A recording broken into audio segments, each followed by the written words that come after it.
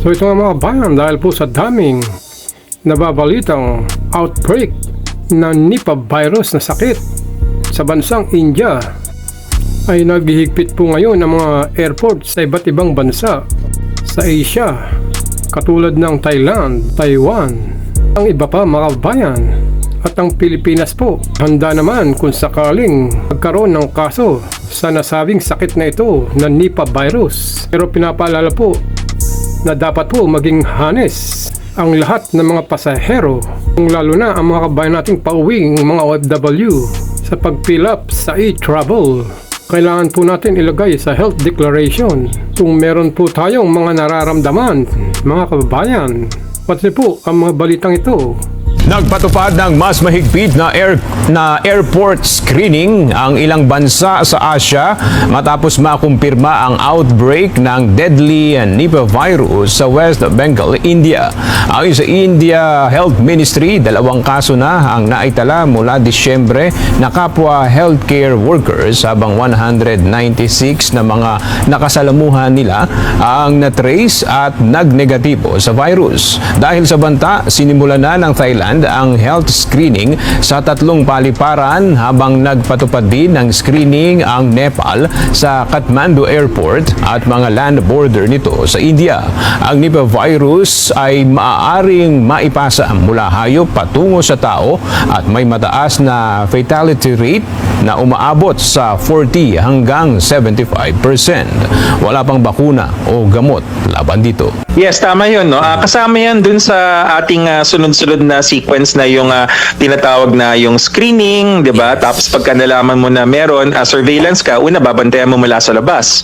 Ang ating Bureau of Quarantine, maniwala tayo sa hindi, yung e-travel na sasabihin natin, di ba? Kukulitin tayo ng immigration. Nakapag-ano ka na ba ng e-travel? Pag hindi, talagang di ka papapasukin. Kasi merong mga tanong doon na tinatanong yung mga pinuntahan nating bansa, saka yung mga nararamdaman natin. Yes. Honesty is the best policy. Kasi pag hindi tayo, di ba? Pag hindi tayo honest, meron ding malaking camera, makikita niyo yan pag kayo ay naglanding, di ba, sa kahit anong airport natin.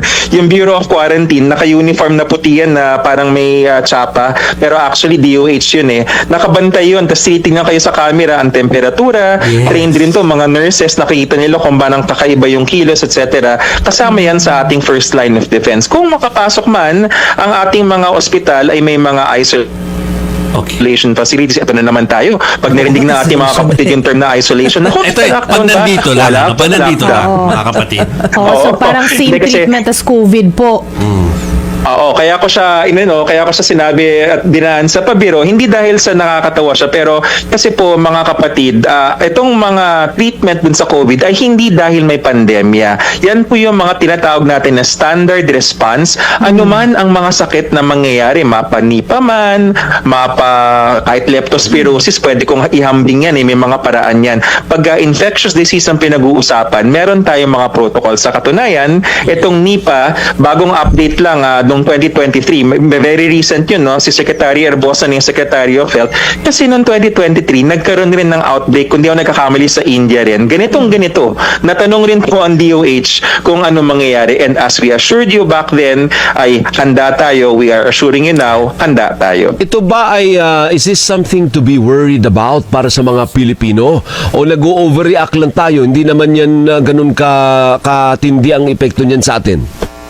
Hindi po natin kailangan maging alarmado, no? Alam po natin na meron tayong reaction, kasama pa rin po yan dun sa ating post-traumatic stress disorder, na lahat na lang ng mikrobyo, lahat na lang ng virus na narinig natin pagkatapos ng pandemya, ng COVID-19 ay kinakabahan tayo. Hindi po mali yan, na dapat lang po naman na tayo ay alerto. Pero ina-assure po natin ang lahat na itong Nipah virus, nagkaroon na ho tayo niyan 2014 at na-contain natin sa Sultan Kudarat. Tapos Alvin, ang pinaka-latest information natin mula dun sa India galing sa ating IHR network, yung 5 nag-positive doon sa Barasat, West Bengal, India ay actually mga healthcare workers. Importante ho itong detaling ito kasi ito ay tinatawag na healthcare associated. Hindi nagmula sa isang paniki, although doon nang gagaling, no, dati noong 1998, 1999. Itong 2026 outbreak sa India, merong namatay na meron siyang sakit, tapos yung nakahawa is yung mga doktor, 2 doktor, 2 nurse at isang healthcare worker doon sa private hospital na nag-alaga sa kanya. Bakit po nakaka-reassure yan sa aming mga healthcare workers? Ibig sabihin, hindi ho ito sa labas nangyari. Kaya mabilis yung contact tracing nila, 100 kagad yung naka-quarantine. In the Philippines, last po natin nakita sa Sultan Kudarat no 2014 pa at hindi na ho natin siya nakita muli. Okay, so there is, at this point, there is nothing to worry about. Huwag tayong mapraning na, ay naku pala, malapit na naman yung bagong virus, malapit na bang bagong COVID. Walang ganun. Opo, huwag ko tayong matatakot, huwag tayong mapapraning. Paliwanag ko kung bakit iba-iba yung mga reaksyon ng mga malalapit na bansa at saka mga lugar. No? Halimbawa, si Thailand, talagang sa kanilang panic, kaya kailangan nilang mag-screen sa airport kasi meron silang direct flights mula dun sa lugar na apektado. Ngayon, natin namang si Taiwan, no, nababalitaan natin yung sinasabing Category 5. Actually, sa Pilipinas, may ganun tayong notification system. Kung di lang nagkakamali, up to number 3 lang, Category 1, 2, 3. Ito pong ating Nipah virus, matagal na hong notifiable kasi kilala na nga ho natin siya. So, kumbaga nagawa na natin halos yung ginawa nung Taiwan. Yung ginagawa naman ng Thailand, ang ating babantay sa atin is yung BOQ, Bureau of Quarantine. Kaya napakahalaga nung e-travel na kung saan pinapatanong kung nasaan nanggaling ang mga biyahero at hindi lang kung saan directly nanggaling, kundi kung meron silang mga transit points or other airports sa pinanggalingan. Pero meron din ata tayong direct flight. Naalala ko, lumalabas sa feed ko yung mga promo ng Mumbai, Manila o nawala na yon? Pero malaki yung India, Alvin Kasi itong West Bengal, hindi ako sure, hindi pa ako nakakapunta ng India. Pero I don't think merong direct. Kasi kung may direct man na magna-notify at kahit hindi pa kami na-notify ako spokesperson, matik po yun, yung BOQ, alam nila yung protocol. Ah, okay. So, hindi ba, no, parang it's a matter of time. Kung hindi natin, kasi may nagbabiyahe talaga, kahit bagamat may connection yan, ang ending yan, dun pa rin sa destinasyon, ano po. Is it just going to be a matter of time before it reaches the Philippines? O kaya nating panindigan na hindi makakapasok sa atin? Malamang sa malamang nandito na yan, lalo na dun sa Mindanao. No? Ang tawag natin doon ay disease or virus reservoir. Ibig sabihin, umiikot yung virus doon sa mga hayop, hindi sa mga tao. Kaya napaka-importante na ngayon nag-uusap tayo yung paalala na wag basta-basta lumalapit sa mga panike, sa mga kabayo na may sakit. Kasi yung kwento dun sa Sultan Kudarat, kumain sila ng laman ng kabayo Tapos meron yatang duda dun sa kung gaano kaluto yung pagkain. Importante rin yung paalala na lutuin ng maigi ang lahat ng karne at mas maganda kung galing sa aprobado na National Meat Inspection Service. Kaya inuulit-ulit natin yon kasi marami tayo talaga mga virus, mga mikrobyo na nandito sa paligid natin kaya tayo hindi tinatablan dahil maingat tayo. That's wala palang vaccine, ano? Narinig ko yung report ni Rafi kagabi. Walang vaccine against it, Doc? Opo, wala pong vaccine. But again, since 2014, hindi tayo nagkakaroon. That's for more than 10 years now. Which is deadlier, COVID o itong Nipah virus? Magandang tanong yan, Alvin. In terms of individual mortality, yung bilang pasyente, mas deadly si Nipah, mas mataas yung mortality rate niya. Pero ang kakaiba kasi kay COVID-19, highly transmissible compared to Nipah. So, bigyan natin ng pananaw. Si Nipah, hindi siya kasing bilis maghawa kumpara sa COVID, pero mas mabilis pa rin manghawa si Tigdas, si measles natin. So, yun yung pagkakaiba nila. In terms of pagkakamandag naman, yung fatality, mas mataas si Nipah dun sa kanilang tatlo. Oo, pero kung yan ay makapasok man sa Pilipinas, yung recent, kasi yung pinag-usapan natin kanina, sabi mo may reservoir, posibleng may ganun, di ba? Yung na dormant lang siya doon. Pero pag nakapasok yan, halimbawa sa Metro Manila, nakakalat, kaya naman natin, may capacity naman tayo to contain it. Unlikely siya mangyari sa Metro Manila kasi wala na tayong kagubatan sa paligid natin. Siguro dun sa mga lugar at identified na nga natin dun sa bahagi ng Mindanao in particular, pero madali siyang i-contain kasi hindi siya tulad ng COVID-19 na airborne. Close contact siya, yun nga, kumain nga ng karne ng kabayo. So as long as hindi tayo kumakain ng karne na kung saan-saan nang gagaling, linuluto natin ng maayos ito at hindi tayo lumalapit sa mga may sakit, lalo na sa may sakit na hayop, hindi natin makukuha ang Nipah virus. Okay, nandiyan na rin lang si Doc. Tanungin ko na yung baka may datos yung DOH update sa mga flu season.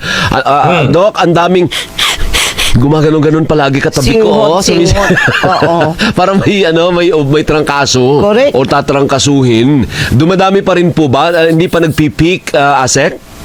Ay, good morning, Doris. Narinig ka na sa Andyan na Doris. siya, andyan Good na siya. morning, sir. Good morning po. Good morning. Yung ating malatrangkasong sakit, hindi naman lumampas sa 1% yung pinagkaiba ng datos natin sa ngayon, which means hindi talaga siya tumataas. Kasama pa rin dun sa flu season natin.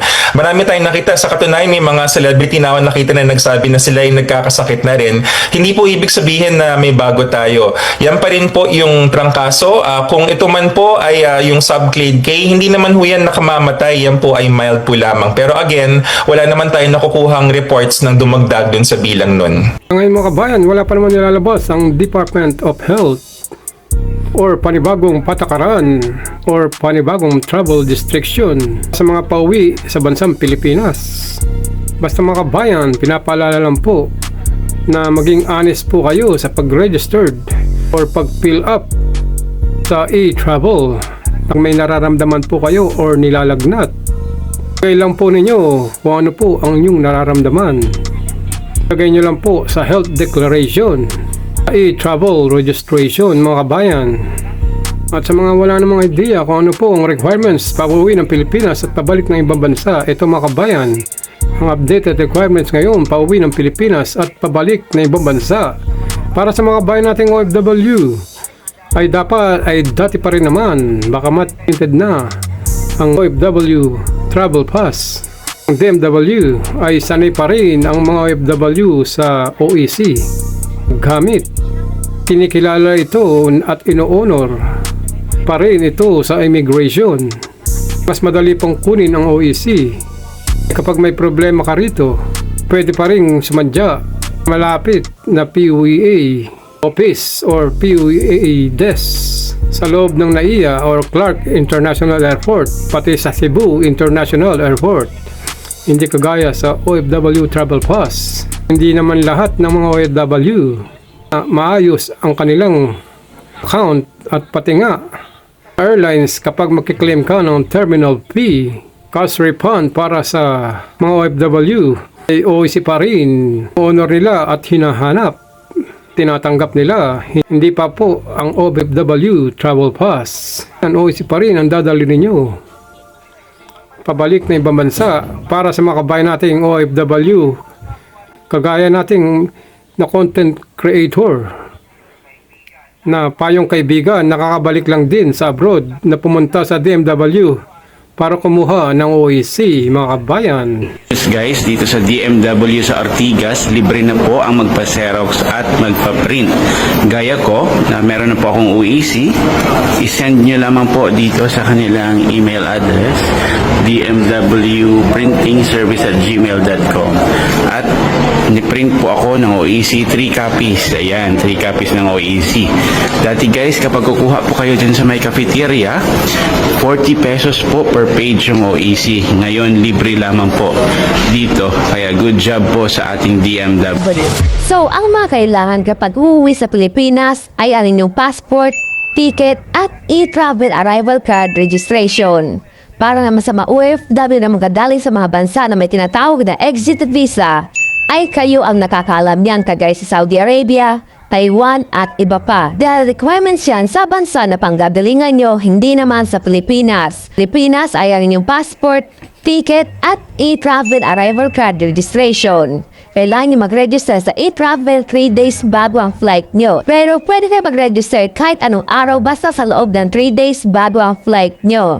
Dahil may mga OFW na binibigay ang ticket ng kanilang employer sa mismong araw na flight nila at nasa airport na sila. So kahit nasa airport kayo ay pwede pa rin kayo mag-register sa e-travel hanggat hindi pa kayo nakakapag-check-in. Additional requirements naman para sa mga OFW na may employment changes. For example, mga OFW nag-change employer, nag-change job site, nag-change company name kahit pareho pa rin ng owner, nag-change position, at yung mga babae na napalitan na apelyido sa visa, passport at kontrata. Pati yung mga OFW na galing sa visa na nakaharap ng trabaho sa ibang bansa at na di-employment visa sa ibang bansa. Kailangan nyo magpa-verify ng inyong kontrata sa Polo Office sa bansa kung saan kayo nagtatrabaho bago kayo umuwi sa Pilipinas para makakuha kayo ng updated UAC sa PUA. Dahil guys, kapag wala kayong Polo verified contract na umuwi sa Pilipinas na mayroon kayong employment changes, ay posibleng hindi kayo makabalik. Ngunit sa mga dati ng documented OFW, meaning duman ka sa DMW, PDOS, OWA at sa mga manpower agency na pumunta sa ibang bansa at dati na kayo may UWC at uuwi, babalik muli sa parehong employer at yung mga OFW na dati na napag-verify na kontrata na isa sa mga nabanggit kong may mga employment changes. So kapag napag-verify na kayo ng kontrata ng uwi nyo or last uwi nyo at uwi muli tayo ngayon at babalik muli sa parehong employer, ay hindi na required ang pinagagong Polo verified contract dahil pwede na kayo makapag-acquire ng UWC exemptions online or sa inyong PAPS BAM account. Kung hindi naman kayo marunong mag-acquire ng UWC exemption online, ay pwede rin sumadya sa pinakamalapit na PO office sa lugar nyo or dumaan sa POA desk na matatagpuan sa loob ng airport. Bukas sila 24 oras at pwede nga mapaprint ng UWC exemption nyo sa kanila. Ngunit kahit for UWC exemption lang kayo kapag uwi kayo sa Pilipinas, lagi ko sinasuggest na dapat lagi kang dala ang kopya na inyong valid contract or bagong rin yung kontrata. Mahihingi or makukuha nyo ang kopya na inyong valid contract sa inyong employer or sa kumpanya. At kung nandito mo kayo sa UAE at hindi kayo binibigyan ng copy na inyong kontrata ng inyong employer, ay pwede mo pa-print o kumuha sa any tashing office. May konting babayaran na kayo pero pwede kayo humingi ng copy ng inyong kontrata sa kanila. At kung available pa, yung lumang contract verification nyo ay mas maigi na lagi nyo rin dala just in case man mahirapan ang immigration sa pag-verify or pag-check ng kontrata nyo kung dati na ba itong verified. Again guys, ang kontrata ay hindi naman madalas hinahanap sa immigration. Marami kasi nakikipantalo sa comment section na hindi naman daw sila inanapan ng kontrata. Guys, hanapin man or hindi sa immigration ay dapat lagi nating dalang ating bagong kontrata or ang newly renewed contract natin dahil karapatan natin yan na hawak dapat natin ng ating kopya na kontratang pinirmahan. Magandang araw po sa lahat ng ating mga OFWs. Explain ko lang po at clarify ko lang po yung bagong advisory po natin. So napapansin po natin ganito po yung itsura ng ating kontrata. So andyan po yung pangalan ng employer at yung ating pangalan at napapansin po natin 2 years po yung ating kontrata. So pag check po natin sa second page, nakalagay din po dyan yung petsa kung kailan po pinirmahan. So kung for example ito ay March 2022, noong 2024 ay expired na po ito. Pero kung tingnan nyo, na-verified po na po siya dati. So ano pong gagawin? Kung uuwi po ako ngayong taon, gagawa lang po ako ng panibagong kontrata. So for example, ito po, same pa rin po ang employer, pero pirmahan ko pa rin po, hindi ko na po kailangang ipa-verify ito. Okay? Pero pag uwi ko po sa Pilipinas, itong dalawa po ang dadalhin ko all the time. Ito po ipapakita ko sa immigration na hindi po nagpalit ang aking employer since 2022. Okay? And then, para naman po sa mga workers na open contract or walang duration ng kanilang contract or indefinite, hindi na po kailangan mag-issue ng bagong contract. Kung ikaw ay meron ng record sa database ng DMW, ikaw ay nagbakasyon na, at ikaw ay gusto mo ulit magbakasyon, tapos babalik ka sa iyong worksite, so ang kailangan mo na lang OEC exemption. Yung makuha mo online na lang. Yes. Same company, same job, lahat same. Yes. Ito na yon. Oo, so hindi mo na kailangan magpa-verify ng contract kung ikaw ay returning to the same employer na may record ka na. Okay. OEC exemption na online, kahit sa Pilipinas mo nakuhanin ito, pwede mo nang makuha ang OEC. Kasi yung iba, sir, na misinterpret kasi nila na pag sinabing, exempted ako sa OEC, so hindi na ako kailangan kukuha pa rin. Yes, so online lang na yung proseso mo. Sa mga OFW naman na pabalik sa ibang bansa, ang mga kailangan ay e-travel departure card registration. Again, ang pag-register sa e-travel, pauwi man sa Pilipinas o pabalik sa ibang bansa, ay 3 days bago ang flight nyo. Kahit anong araw, basta sa loob ng 3 days, bago ang flight nyo ay pwede na kayo mag-register sa e-travel. Number 2, ang inyong UWC or UWC exemption. Number 3, ang inyong visa. Number 4, ang ating passport at ticket. At ang lagi ko pinapaalala, ang ating OWA membership. Guys, dapat lagi tayo nag-renew na ating OWA membership kada 2 taon. Dahil ang OWA membership ay insurance natin yan mga OFW just in case man may mangyari sa atin habang nagtatrabaho tayo dito sa ibang bansa, ay at least hindi mapapabayaan na may iwanan sa Pilipinas. Nakakalupot man ang reality na may makukuha lang ang isang OFW o madalas na may makukuha ang isang OFW kapag may nangyari or kapag may buhay na kinuha. Kaya dapat at kailangan talaga na nagre-renew tayo ng ating OWA membership. And bago po bumalik abroad, huwag kalimutan na i-update po yung ating OWA membership. Ayan. Ngayon ay 1,472. Valid na po yan for 2 years. At ito po yung mga requirements, di ba? Kailangan yung valid passport, valid employment contract, OEC, confirmed ticket, visa, and yung OFW information sheet. Ang membership contribution po ng OWA ay $25 since 1982 po. Hindi po na iba ito. Ngayon po, nadagdagan po ang mga benepisyo. So ngayon po, meron po tayong social benefits. Una po sa lahat. Sa mga miyembro po ng OWA, meron pong accidental death and natural death coverage. Accidental death in the amount of 200,000. Natural death, 100,000. Meron pong burial benefit na 20,000. Ito po yung sa parang mala insurance coverage po ng OWA. So yan po mga kabayan ang ating requirements. Pabalik ng ibang bansa at pauwi ng Pilipinas ngayong taong 2026 netong January mga kabayan. At para sa mga bago manonood, please like and subscribe and click the notification bell para updated po kayo sa aking mga bidyong ilalabas mga kabayan. To God be the glory.